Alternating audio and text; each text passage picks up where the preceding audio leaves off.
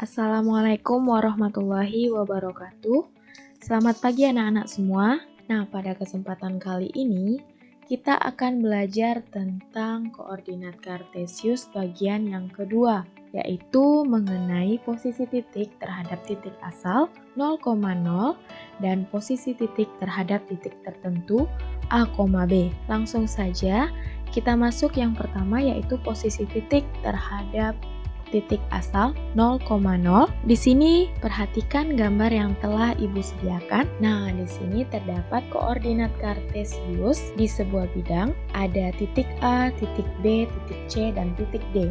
Dan ini merupakan sumbu X, dan yang tegak lurus atau vertikal ini merupakan sumbu Y. Nah, kita ingin mengetahui bagaimana cara menentukan koordinat titik A, B, C, dan D terhadap titik asal 0,0. Nah, berikut caranya.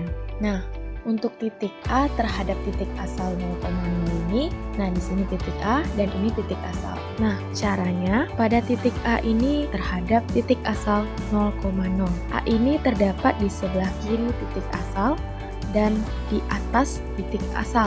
Maka untuk sumbu X-nya itu ada 1, 2. Ada 2 satuan ke arah kiri. Kemudian untuk sumbu Y-nya itu berada di atas titik asal. Itu ada 1, 2, 3, 4, 5. Maka ada 5 satuan ke atas. Nah, maka dapat kita ketahui bahwa koordinat titik A terhadap titik asal adalah negatif 2,5. Kenapa dia negatif 2? Karena dia berada di sebelah kiri titik asal, yaitu 0,0. Ini dia berada di sebelah kiri ya, titik A ini. Kemudian ini positif 5. Nah, dia berada di positif 5, yaitu sumbu Y yang bernilai positif, yaitu arahnya naik. Jadi, kita dapatkan bahwa koordinat titik A terhadap titik asal itu adalah negatif 2,5. Selanjutnya, untuk titik B terhadap titik asal 0,0. Nah, pada gambar tadi ya, dengan cara, pada titik B ini berada di sebelah mana? Kita mencari di sumbu X-nya dulu. Kemudian sumbu Y berada di sebelah kanan titik asal, yaitu ada 1, 2, 3, ada 3 satuan ke arah kanan. Kemudian untuk sumbu Y-nya itu kita harus naik ya kan, untuk menuju ke titik B. Itu ada 1, 2, 3, 4, itu ada 4 satuan ke atas. Maka koordinat titik B terhadap titik asal 0,0 adalah 3,4. Ini bernilai positif semua ya, karena untuk nilai X-nya kita mengarah ke kanan, maka bernilai positif. Kemudian untuk Y-nya kita ke atas, maka dia memiliki nilai positif. Nah, selanjutnya titik C terhadap titik asal 0,0. Ini gambarnya, caranya. Nah, titik C berada di sini dan titik asalnya ini. Titik C itu berada di sebelah kanan titik asal. Mulai kita hitung. 1, 2, 3, 4. Berada 4 satuan ke arah kanan. Nah, untuk menentukan sumbu Y-nya pada titik C terhadap titik asal, maka C ini berada di bawah titik asal. Mari kita hitung. 1, 2. Maka dia berada 2 satuan ke bawah, sehingga didapat koordinat titik C terhadap titik asal 0,0 adalah 4 dan negatif 2. Kenapa dia positif? Karena dia mengarah ke kanan dari titik asal. Kemudian dia memiliki nilai negatif 2. Nah, pada sumbu Y ini, apabila dia mengarah ke bawah, maka bernilai negatif. Jadi, kita dapatkan bahwa koordinat titik C terhadap titik asal 0,0 ini adalah 4, negatif 2. Selanjutnya, titik D terhadap titik asal 0,0. Berikut gambarnya. Caranya, nah di sini titik D dan di sini titik asalnya. Titik D ini untuk sumbu X, dia berada di sebelah kiri titik asal. Maka kita hitung ya.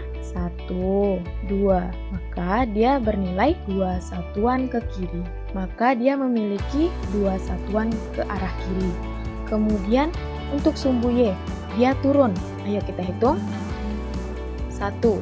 Nah, dia memiliki 2 satuan ke bawah. Maka kita dapatkan bahwa koordinat titik D terhadap titik asal 0,0 adalah negatif 2, negatif 1. Kenapa? Kenapa X-nya bernilai negatif? Karena dia mengarah ke arah kiri. Kemudian Y-nya negatif karena dia mengarah ke bawah. Nah, materi selanjutnya yaitu mengenai posisi titik terhadap titik tertentu A, B. Nah, coba perhatikan gambar berikut ini.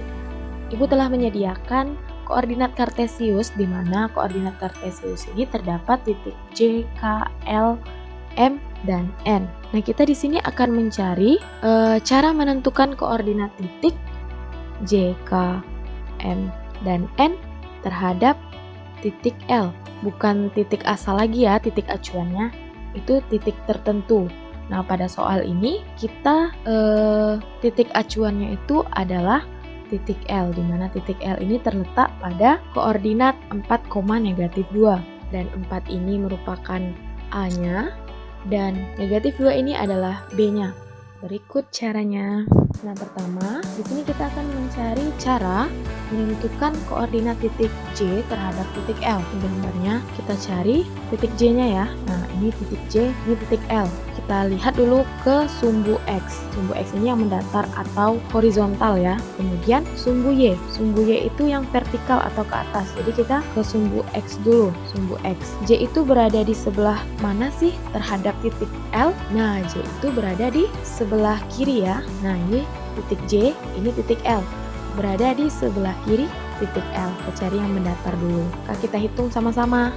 1, 2, 3, 4, 5, 6. Maka titik J ini ada 6 satuan ke arah kiri dari titik L. Kemudian kita melihat ke sumbu Y-nya. Sumbu Y itu garisnya tegak atau vertikal. Berarti titik J ini berada di atas titik L. Maka kita hitung 1, 2, 3, 4, 5. Maka titik J ini ada 5 satuan ke arah atas. Dan kita dapatkan bahwa koordinat titik J terhadap titik L adalah -6 dan 5. Selanjutnya kita mencari cara menentukan koordinat titik K terhadap titik L. Nah, berikut gambarnya ya. Pertama, kita lihat dulu titik K berada di mana.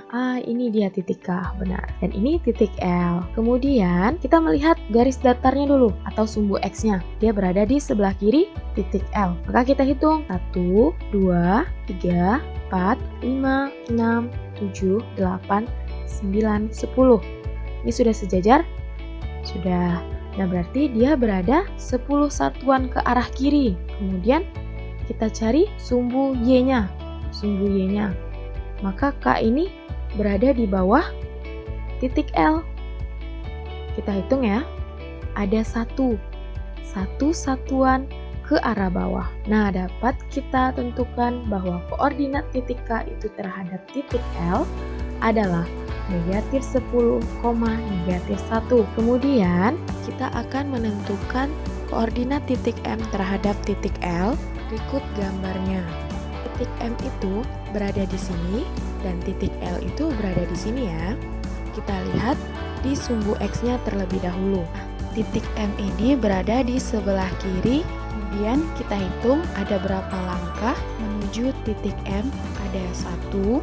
Maka kita tulis 1 satuan ke arah kiri. Kemudian kita lihat pada sumbu Y-nya.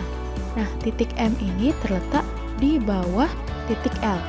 Kita hitung ada berapa langkah? 1, 2. Berarti dia berada 2 satuan ke arah bawah. Maka kita dapatkan bahwa koordinat titik M terhadap titik L itu adalah -1, -2. Nah, selanjutnya kita akan menentukan koordinat titik N terhadap titik L. Berikut gambarnya. Kita cari dulu titik N. Nah, ini titik N dan ini titik L. Titik L ini adalah titik acuan pada soal ya. Kemudian kita lihat garis yang mendatarnya terlebih dahulu. Nah, posisi N ini berada di sebelah kanan dari titik. Ada berapa langkah? Mari kita hitung. Ada 1. Maka kita tulis 1 satuan ke kanan. Kemudian untuk sumbu Y-nya, titik N ini berada di atas titik L.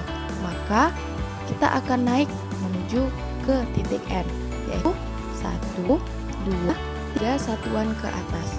Sehingga kita dapatkan koordinat titik N terhadap titik L adalah 1,3.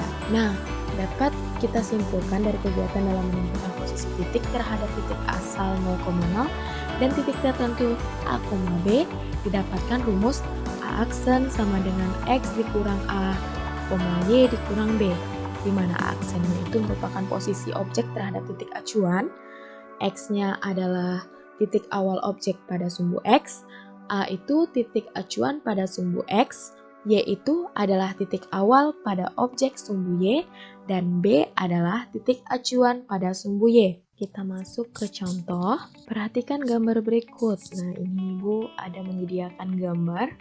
Kemudian pertanyaannya, tentukan posisi hutan terhadap pos utama. Nah, tadi kita harus mencari posisi hutan. Ya, di sini hutan.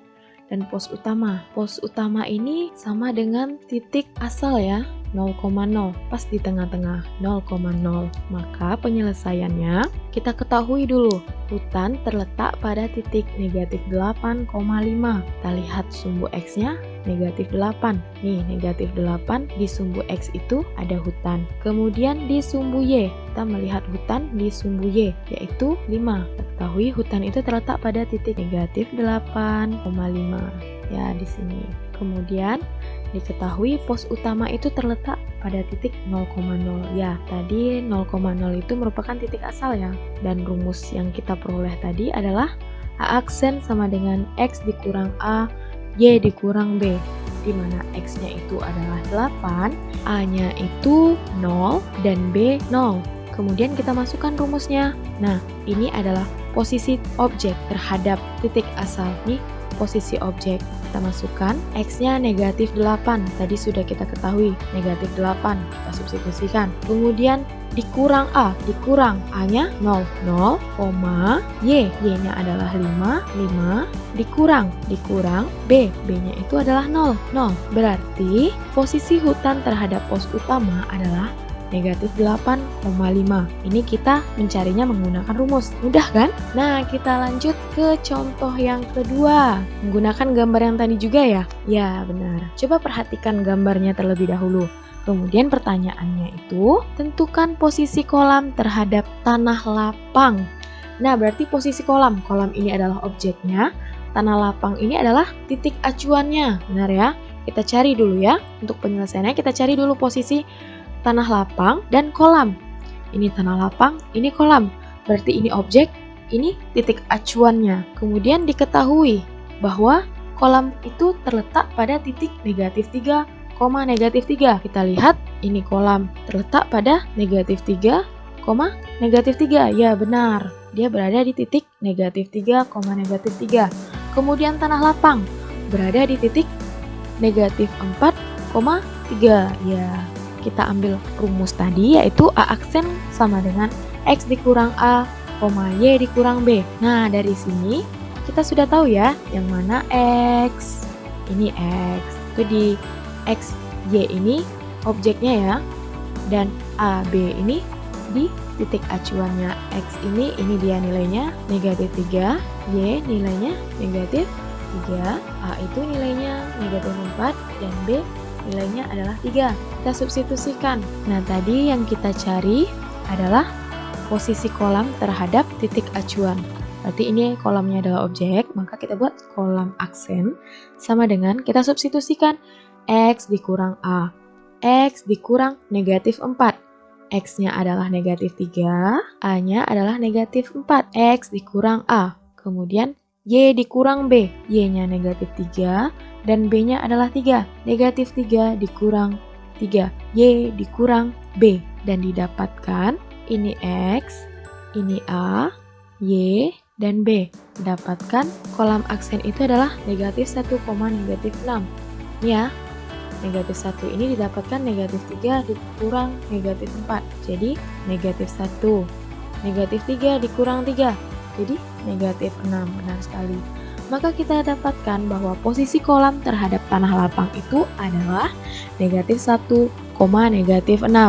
Ini kita menggunakan rumus ya. Berarti sangat mudah bukan? Nah, sekian materi dan contoh yang telah Ibu sediakan. Kemudian anak-anak semua Ibu harap silahkan untuk mengerjakan tugasnya ya. Tolong dikerjakan tugasnya. Nih tugasnya, silahkan anak-anak semua mengerjakan tugasnya. Baiklah, sekian video pembelajaran dari Ibu. Semoga anak-anak semua menjadi paham dan mengerti. Ibu akhiri dengan ucapan hamdalah, alhamdulillah. Selamat belajar. Assalamualaikum warahmatullahi wabarakatuh dan selamat pagi.